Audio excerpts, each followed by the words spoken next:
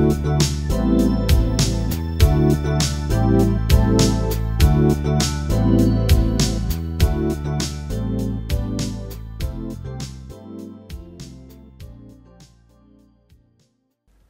안녕하세요. 네, 이번 시간에는 이제 네트워크에서 사용할 수 있는 오픈소스에 대한 것들을 알아보겠습니다. 앞에서 이제 네트워크에서 사용할 수 있는 여러 가지 기술들에 대한 것들을 배웠고요. 그런 것들을 이용해서 사실은 이제 여러분들이 코드를 가지고 전부 다 일일이 개발을 하시면 돼요. 그런데 이제 그렇게 개발하려면 나는 간단하게 네트워크에서 데이터 하나 갖고 올 건데 그것 때문에 이 많은 처리 작업을 해야 되나 싶죠. 그래서 이제 일반적으로는요, 오픈소스로 만들어진 라이브러리들을 이용해 가지고 네트워크를 처리하는 것들을 많이 합니다. 그래서 여기서는 오늘 이 시간에는요, 그 중에서 OKHTTP라고 하는 네트워크 라이브러리에 대한 것들을 사용 방법을 알아보도록 하겠습니다. OKHTTP가 어떤 건지 좀 소개를 하고요. 그 다음에 OKHTTP에서 헤더나 파라미터를 어떻게 처리하는지를 좀 알아보겠습니다. 그 다음에 이제 OKHTTP를 내가 코드상에 사용할 때는 어떻게 사용하면 되는지 사용 방법에 대한 거를 알아보도록 하겠습니다. 자, 이 강의에서 여러분들이 꼭 익히셔야 되는 게요, OKHTTP 라이브러리가 어떤 거다. 네, 이걸 좀 이해를 하시고요. 그 다음에 이제 기본적인 사용 방법을 숙지를 하시면 됩니다. 그 다음에 이제 두 번째, OKHTTP를 통해서 데이터를 갖다 내가 서버로 보내야 되는데 서버로 어떻게 데이터를 보내면 되는지, 서버로 데이터를 전달하는 방법을 이해를 하시면 됩니다.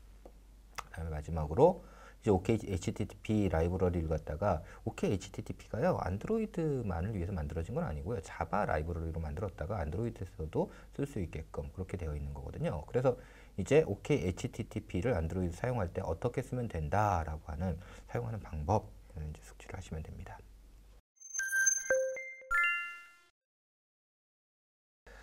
자, 우선 OKHTTP 라이브러리에 대한 걸 먼저 알아보도록 하겠습니다. OKHTTP는요, 스퀘어라고 하는 곳에서 제공하는 그런 자바 네트워크 라이브러리입니다. 그런데 이제 OKHTTP가요, 안드로이드 5.0부터는 HTTP 코어로 플랫폼에 장착됐어요. 그리고 옛날부터 이제 많이 사용을 했죠. 다운로드는 여기 이 사이트에 가서 다운로드를 받으시면 되고요. 깃허브에서 받으시면 되고, 문서는 여기 가서 사용 방법이나 이런 것들에 대한 더 자세한 내용들은 여기 참조하시면 됩니다. 여러분들이 OKHTTP를 사용하실 때는요, 그레드에다가 이렇게 디펜던시에, 그레드 디펜던시에 이렇게 추가를 해주시면 됩니다. 간단하게 기능을 보면요, HTTP 2.0이라든지 SPDY라고 하는 SPD라고 하죠. 이게 구글의 이제 비표준 프로토콜인데요. 이런 프로토콜을 지원한다든지, 그 다음에 이제 커넥션 풀을 지원하고 있고요. 그 다음에 뭐 Gzip 다운로드라든지, 그 다음에 이제 리스판스 캐시가 지원이 됩니다. 그래서 리스판스 캐시를 이용해 가지고 내가 캐시 처리나 이런 것들을 할 수가 있어요. 그 다음에 이제 OKHTTP를 많이 쓰는 이유 중에 하나가 뭐냐면, OKHTTP URL 커넥션이라든지 OKHTTP 아파치라고 하는 이런 라이브러리 모듈이 있는데요. 이걸 이용하면 HTTP URL 커넥션이나 그 아파치 HTTP 클라이언트를 사용하는 것과 거의 동일한 방법으로 쓸 수가 있습니다. OKHTTP를.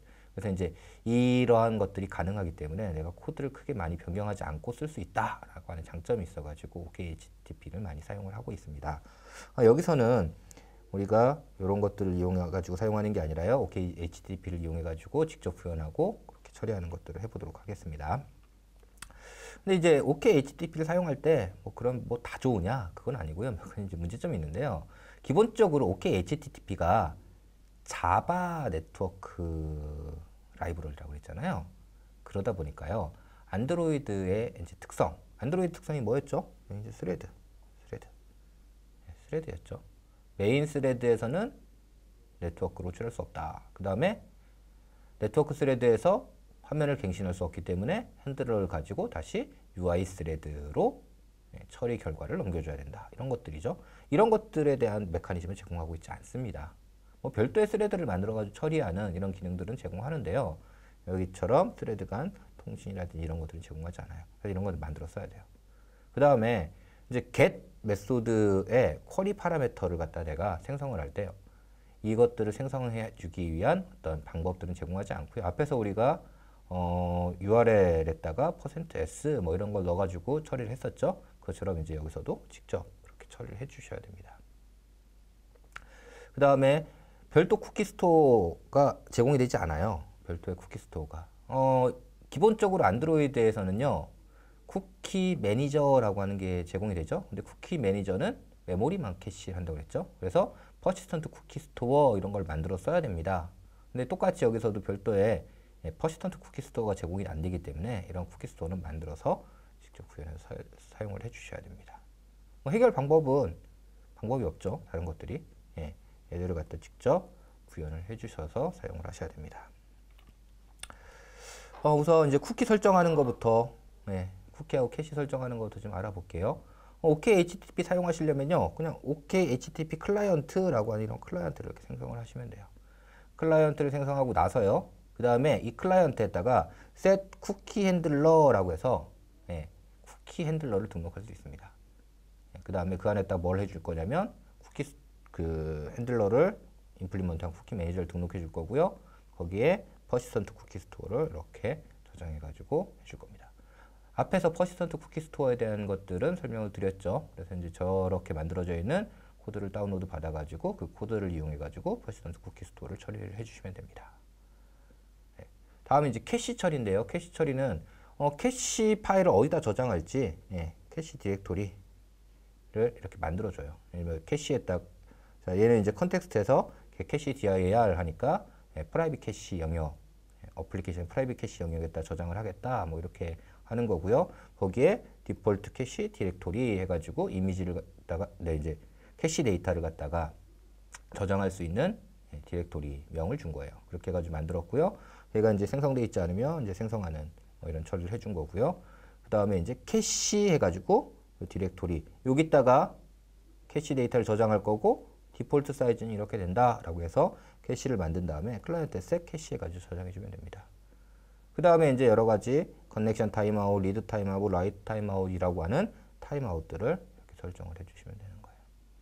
자, 기본적으로 이렇게 해가지고 이제 쿠키라든지 캐시 설정을 할 수가 있고요.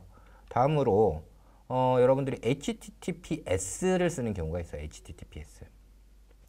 HTTPS는 언제 쓰느냐? HTTPS 대표적으로 HTTPS를 써야 되는 게 뭐냐면요. 여러분들이 로그인 위해서 아이디 패스워드를 이제 서버로 전송하는 경우 이런 경우에 어떻게 해야 되면 HTTP 뭐 이렇게 해가지고 하면 안 돼요. HTTPS라고 해가지고 시큐어 통신을 이용해서 처리를 하셔야 돼요. 시큐어 통신을 통해서 처리를 하려면 이제 뭐 어떤 이슈가 발생하냐면요. 자, 시큐어 통신이니까 HTTPS를 쓰려면 여기 서버에 인증서라고 하는 게 설치돼야 됩니다. 인증서라는 게 설치돼야 돼요. 그러면 HTTPS를 사용하는 이 클라이언트는요. 이 인증서를 가져와요. 그래서 이 인증서를 가져와서 까보고요. 얘가 공인을 받은 건지 공인 인증을 받은 건지 아닌지 확인합니다. 공인 인증을 받지 않으면 어떻게 하냐면 사용자한테 이거 공인 인증 받지 않았으니까 어떻게 처리할까요? 라고 물어보고요. 사용자가 그거 해서 공인 인증 받지 않았는데 그래도 진행해 라고 하면 진행을 다시 할 거고요. 이제 그렇지 않으면 이제 fail 이렇게 될 겁니다. 기본적으로는 사용자에게 물어보는 액션 이것들을 갖다 여러분이 구현을 해 주셔야 되는데 이런 것들 안 하면 어떻게 되면 그냥 fail로 처리가 돼요. 공인 인증을 받지 않은 경우에 발생하는 문제고요. 공인 인증을 받은 경우에는 공인 인증을 받았으니까 그냥 어떻게 되냐면 통신이 그냥 정상적으로 이루어지는 겁니다. 문제는요. 개발 과정에서 여러분들 인증서를 이렇게 생성을 하면요. 이 인증서를 갖다가 공인 인증을 받기 전 인증서입니다. 그러다 보니까 개발 과정에서 아직 뭐 개발이 완료되지도 않았는데 인증기관에 인증서를 보내서 공인 인증을 받은 다음에 그렇게 개발하면 되겠지만 이건 이제 돈이 들어가는 문제거든요. 그러니까 사실은 개발이 다 완료되고 나면 이 처리들을 대부분 합니다.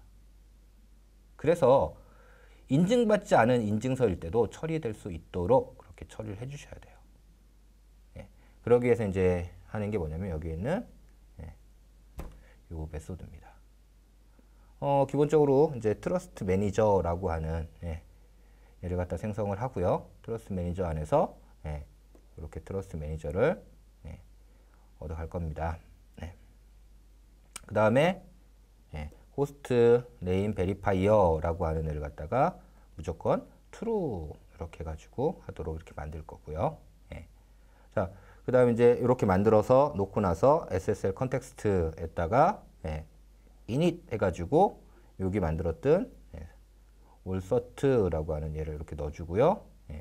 그 다음에 소켓 팩토리에다가 이렇게 만든 컨텍스트로부터 소켓 팩토리를 얻어서 이렇게 처리를 해줄 거예요. 그 다음에 호스트 베리파이어라고 하는 이제 true 하나를 이렇게 설정을 해줄 겁니다. 그러면 이제 인증받지 않은 공인 인증서, 공인 인증되지 않은 인증서인 경우에도 실패하지 않고 처리되도록 그렇게 하는 처리가 가능해집니다. 자, 이제 OK HTTP를 이용해서요, 데이터를 얻어오는 거를 좀 알아볼게요. 앞에서 얘기했듯이 이렇게 이제 클라이언트를 먼저 생성을 하고요. 그 다음에 이제 리퀘스트라는 걸 만들 거예요. 리퀘스트를 만드는데 리퀘스트는 어떻게 만드냐면요. 리퀘스트 빌더라는 걸 만든 다음에 빌더에다가 URL 해가지고 URL 이렇게 넣어줍니다. 자, 이제 get 방식일 때는 URL만 이렇게 설정을 해주면 됩니다. 그 다음에 빌드 하면 리퀘스트가 이렇게 만들어져요. 자, 그 다음에 이제 어떻게 하냐면 클라이언트에 new call 해가지고 리퀘스트를 이렇게 넣어줘요. 그러면 call이라고 하는 객체가 생성이 되는데요. 이 call이라고 하는 객체가 뭐냐면 서버의 네트워크를 요청할 수 있는 기능을 갖고 있는 객체가 이 call이라는 객체예요. 그래서 call 객체의 동기 방식, 즉 뭐냐면 내가 딱 실행을 해가지고 그 결과 서버에 이렇게 요청하고요. 그 결과를 이렇게 넘겨받는 이 작업까지 저 작업이 완료될 때까지 여기서 블락킹돼서 있도록 하는 이런 방식. 그게 동기 방식이라고 하죠. 이제 이런 방식으로 호출하기 위해서는 execute라는 함수를 호출하면 됩니다. 그러면 저 처리가 된 리스판스라는 게 오고요. 리스판스의 is successful이라고 하는 걸 읽어보면 이거 확인하면요. 성공했으면 is successfully true가 됩니다. 자, 그 다음에 이제 내가 헤더 값을 얻고 싶으면 headers 해가지고 헤더를 갖고 있는 객체를 넘겨받아가지고 이 안에서 헤더 값을 하나씩 확인할 수가 있고요. 그 다음에 바디 데이터를 얻고 싶으면 .body 이렇게 하면 됩니다. 바디 데이터를 스트링으로 변환하고 싶으면 .string 이렇게 하면은 바디 데이터가 스트링으로 변경돼가지고 넘어옵니다. 자, 이렇게 해가지고 동기 방식일 때는 execute라고 하는 이 함수를 통해서 코드를 호출할 수 있고요. 만약에 내가 비동기 방식이라는 건 뭐냐면 지금은 내가 스레드가 이렇게 요청을 하고 응답이 올 때까지 기다렸다가 응답을 받고 나면 그 다음 처리 이렇게 했죠. 근데 비동기 방식은 뭐냐면 요청을 딱 해놓는 거예요. 그리고 어떻게 하냐면 여기다가 콜백을 하나 등록해요. 콜백을. 그러면 얘가 블라블라블라 처리가 다 끝나고 나면 그 처리 결과를 어떻게 하냐면 등록된 콜백을 통해서 알려주는 방식입니다. 이제 비동기 방식. 자, 이렇게 하려면 이걸 처리하는 별도의 스레드가 내부적으로 만들어지겠죠. 스레드가 만들어지겠죠. 그래서 이렇게 스레드를 별도로 만들어서 처리하고 그 결과를 콜백을 통해서 받는 방식입니다. 비동기 방식으로 호출할 때는요. inQ라고 하는 이 함수를 이용합니다. 자, 앞에 생성하는 건 똑같고요. 자, 그 다음에 new call 해가지고 콜 만든 다음에 inQ 해서 처리해달라고 요청을 하죠. 근데 이때 뭘 넣는다고 그랬어요? 콜백이 들어가야 된다고 그랬죠? 그래서 콜백 해가지고 콜백을 넣고요. 그러면 성공하면 on response, 실패하면 on fail 이렇게 오게 돼 있어요. 그래서 on fail을 만나면 실패했으니까 실패 처리를 하면 되는 거고요. on response 만났으면 성공했으니까요. 성공했으면 뭐 앞에처럼 헤더 읽고요. 그 다음에 바디 읽고 이렇게 처리를 하시면 됩니다. 자, 이제 주의할 거는요. 이렇게 가지고 여기 있는 on response로 호출하는 스레드가 여기 만들어진 이 스레드에서 호출되는 거예요. 이렇게 만들어진 스레드. 즉 안드로이드로 따지면 메인 스레드가 아닙니다. 그래서 이 안에서 UI를 업데이트 한다든지 이렇게 되면 문제가 발생할 수 있습니다.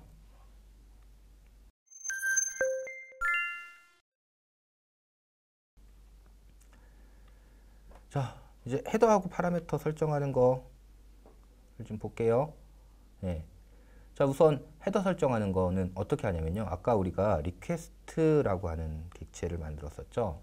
리퀘스트 만들 때 어떻게 했냐면 빌더라고 해서 만들었어요. 그래서 빌더에 URL 설정하는 거 해봤고요. 여기다 이제 헤더를 설정할 때는 헤더 이렇게 하면 돼요. 그래서 유저 에이전트는 이 값을 넣겠다 이렇게 하고요. 그 다음에 또 add 헤더 해가지고요. 헤더는 뭐냐면 set이라고 생각하시면 돼요. set. 그럼 이제 만약 유저 에이전트 이렇게 넣었다 또 유저 에이전트 해서 다른 값을 넣으면 이 값이 그 값으로 대체되는 거예요. 근데 add 헤더는 accept라는 값으로 이 값을 넣고요. 그 뒤에 이렇게 해가지고 요 값도 추가하고요. 또 추가하면 이렇게 해가지고 계속 같은 이름의 헤더에 뒤에다가 추가를 할 수 있도록 이렇게 해주는 겁니다. 그래서 이제 이런 헤더 같은 경우에 add 헤더 이렇게 만드시면 됩니다. 그래서 이제 빌드 하면은 이제 리퀘스트 만들어져서 이 리퀘스트를 가지고서 내가 처리를 하면 되는 거죠. 서버로부터 내려받은 헤더 값을 읽을 때는요. 앞에서 헤더 전체를 읽는 방법 살펴봤죠? 근데 내가 특정한 키 값을 가진 헤더를 얻을 때는 점 헤더 한 다음에 여기다가 그 키 값을 넣어주면 그거에 대한 헤더 값이 넘어오게 되어 있습니다. 자, 다음은 이제 내가 서버로 데이터를 올릴 때 방금 전에 이제 get 방식, 지금까지는 get 방식만 알아봤는데요. 이번에 이제 포스트 방식을 좀 알아볼게요. 포스트 방식을 알아보는데 포스트 방식 중에서 뭐 폼 데이터 형식으로 해가지고 데이터를 보내는 폼에 폼 URL encoded라고 하는 컨텐트 타입이 있었죠. 폼 URL encoded라고 하는 방식으로 데이터를 전송하는 방법을 알아볼게요. 전송을 하기 위해서는요. 일단 request body라는 걸 만듭니다. post라든지 put 이런 거 같은 경우에는 내가 body를 넣어서 보내죠. 그래서 여기다 들어가는 body의 데이터를 나타내는 객체가 뭐냐면 request body예요. 그래서 request body를 만들 건데 폼 인코딩 빌더라고 해서 이런 클래스가 제공이 되는데 이 폼 인코딩 빌더가 URL 인코디드라고 하는 형태의 데이터를 생성하는 그러한 클래스입니다. 그래서 폼 인코딩 빌더 해놓고요. add 한 다음에 name, value, name, value, name, value 형식으로 값을 넣어주시면 됩니다. 저렇게 하면 이제 그 값이 들어가고요. 점 빌드 하면은 request body가 만들어져요. 이렇게 만들어진 바디를 설정하는 거는 점 포스트 한 다음에 여기다 바디를 이렇게 설정을 해주시면 돼요. 자, 그럼 이번에는 파일을 업로드하는 거. 굉장히 많이 쓰이죠? 파일 업로드하는 걸 굉장히 많이 쓰잖아요. 그러니까 파일 업로드하는 걸 어떻게 하는지 좀 알아볼게요. 앞에서 살펴봤듯이 파일 업로드는요, 멀티파트라고 하는 걸 사용한다고 그랬잖아요. 멀티파트 폼 데이터. 그래서 멀티파트 형식의 리퀘스트 바디를 만들어야 되기 때문에 멀티파트 빌더라고 하는 걸 이용합니다. 멀티파트 빌더라는 걸 이용해요. 그래서 멀티파트 빌더라는 걸 생성하고요. 그냥 거기다가 타입 이렇게 해가지고요. 멀티파트 중에 어떤 걸 쓸 거냐? 그래서 멀티파트 빌더에 폼 데이터, 멀티파트 폼 데이터를 내가 컨텐트 타입으로 쓰겠다. 그래서 이렇게 넣어주는 거예요. 그 다음에 이제 뭐 할 거냐면 파트라고 하는데요. 멀티파트 같은 경우에는 이렇게 파트가 각각 있었다고 그랬죠? 그러니까 요 각각을 갖다 이제 추가해 주는 거예요. 근데 요 안에 형식은 리퀘스트 바디랑 거의 똑같거든요. 리퀘스트 바디랑. 그래서 요 안에다가 이제 어떻게 할 거냐면 리퀘스트 바디의 데이터를 넣어줄 겁니다. 자, 그냥 일단 name, value, 키 밸류 형식으로 되어 있는 데이터는요. add form data part 해가지고 키 밸류 이렇게 넣어주시면 돼요. 파일을 업로드하고 싶다. 그러면 add form data part 한 다음에 내가 올리려고 하는 파일에 키값, 그 다음에 파일 이름, 그 다음에 해당하는 파일의 데이터는 어떻게 되냐면 request body create 한 다음에 여기 있다는 mime 타입이 들어가요. mime 타입. 미디어 타입이 들어갑니다. 미디어 타입. 미디어 타입은 어떻게 생성하냐면 미디어 타입 점 pass 한 다음에 여기다 mime 타입을 넣어주시면 돼요. 그러면 해당하는 미디어 타입 됩니다. 얘는 컨텐트 타입이기 때문에요. 컨텐트 타입이기 때문에 미디어 타입을 생성할 때는 우리 앞에 세미콜론하고 캐릭터 셋 이러고 붙이는 거 있었죠? 이렇게 하는 것도 지원이 됩니다. 이렇게 하는 것도 지원이 돼요. 자, 이렇게 해가지고 미디어 타입 만들어서 미디어 타입 이렇게 넣고요. 그 다음에 두 번째 뒤에다가 어떻게 하냐면 파일 객체를 이렇게 넣어주시면 되는 겁니다.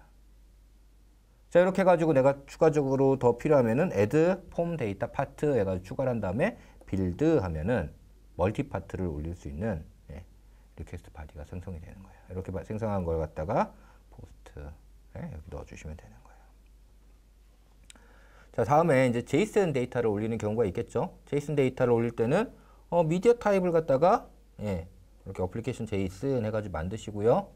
어플리케이션 JSON 이렇게 만드시고요. 그 다음에 이제 포스트로 보낼 데이터는 JSON으로 이렇게 스트링을 만들었고요. 얘를 보낼 때 어떻게 하냐면 request body create라는 함수에다가 미디어 타입 넣어주고요. 그 다음에 두 번째는 body 데이터 넣어주면 됩니다. 이렇게 해서 만들면 JSON 데이터가 올라가는 거죠. 이렇게 생성한 걸 가지고 리퀘스트를 넣어서 호출을 해주시면 되는 겁니다. 자, 네트워크에서 되게 중요한 것 중에 하나가 뭐라고 그랬죠? 취소 처리라고 그랬죠? 취소 처리. 특히 그 취소를 갖다가 일괄적으로 하는 일괄 취소 처리가 되게 중요하다고 그랬죠? 그래서 이제 OKHTTP를 이용해가지고 취소 처리를 하기 위해서요. OKHTTP는 어떤 방식을 쓰고 있냐면 일괄 처리를 위해서 태그라고 하는 것을 지원하고 있어요. 그래서 그 태그를 이용해서 네트워크 리퀘스트를 취소를 할 수가 있습니다. 그래서 OKHTTP로 리퀘스트를 만들고요. 리퀘스트에다가 어떻게 하냐면 태그 해가지고 태그에 사용할 객체를 이렇게 넣어줍니다. 그러다가 내가 취소하고 싶으면 어떻게 하냐면 여기 HTTP 클라이언트에 cancel 한 다음에 여기다 태그를 넣어주시면 돼요. 그럼 이 태그를 가지고 있는 네트워크 리퀘스트는 전부 다 취소가 됩니다.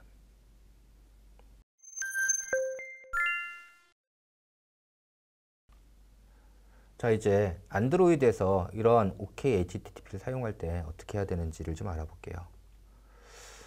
일단은 스레드 문제가 있으니까요. 스레드 문제를 해결을 해야겠죠. 그래서 뭐 네트워크 매니저 당연히 이제 싱글톤으로 이렇게 만들고요. 싱글톤으로 만들고 OKHTTP 객체 만들고요. 그 다음에 OKHTTP 데이터를 받아가지고 처리한 결과를 전달할 리스너라는 걸 이렇게 만드는 거죠. 앞에서 이제 이런 것들은 다 설명을 했으니까 넘어가겠습니다. 그 다음에 이제 핸들러를 하나 정의를 할 거예요. 핸들러를 하나 정의를 할 겁니다. 그래서 이 핸들러를 통해서요, 결과를 받을 거고요. 그 결과를 받은 다음에 리스너에 해당하는 함수를 해당하는 콜백 함수로 호출해가지고 데이터를 전달할 겁니다. 자, 이제 내가 예를 들어서 get 네이버 무비를 한다. 그러면 이렇게 생성하고 그 다음에 이제 호출할 때 어떻게 해야 되냐면 inQ로 호출을 해야겠죠. inQ 이렇게 호출을 해야겠죠. inQ로 호출해야 되고요. 이때 핸들러에 이제 send 메시지 해가지고 메시지를 보내주면 됩니다. 근데 이제 여기 보낼 때는 이 리스너도 있어야 되고요. 리퀘스트도 있어야 되고요. 그 다음에 파싱한 결과도 달고 있어야 되겠죠. 결과도 가지고 있어야 되고요. 뭐 이런 것들이 있어야 되기 때문에 이런 리스너, 리퀘스트, 그 다음에 결과까지 가질 수 있는 이런 클래스를 하나 정의해서 그 클래스의 객체를 이렇게 넘기도록 그렇게 설계를 하시면 됩니다.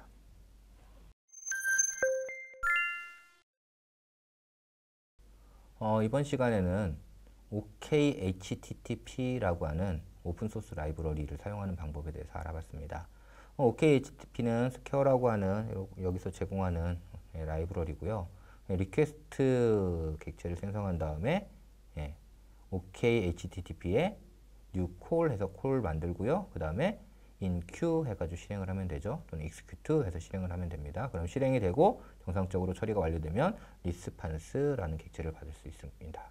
그래서 동기 방식으로 실행할 때는 execute, 비동기 방식으로 실행할 때는 inQ 이렇게 해주시면 돼요. 내가 서버로 데이터를 보내고 싶을 때는 request body라고 하는 거 생성해서 request body를 post 할 때 넣어주시면 되는 거예요. post 할 때 여기다 넣어주시면 되는 거예요. 그래서 폼 URL 인코디드 방식이라든지 멀티파트라든지 이런 것들을 지원하는 클래스들이 제공되죠. 멀티파트 같은 경우에 멀티파트 빌더라는 걸 이용해서 우리가 그런 것들을 할 수가 있습니다.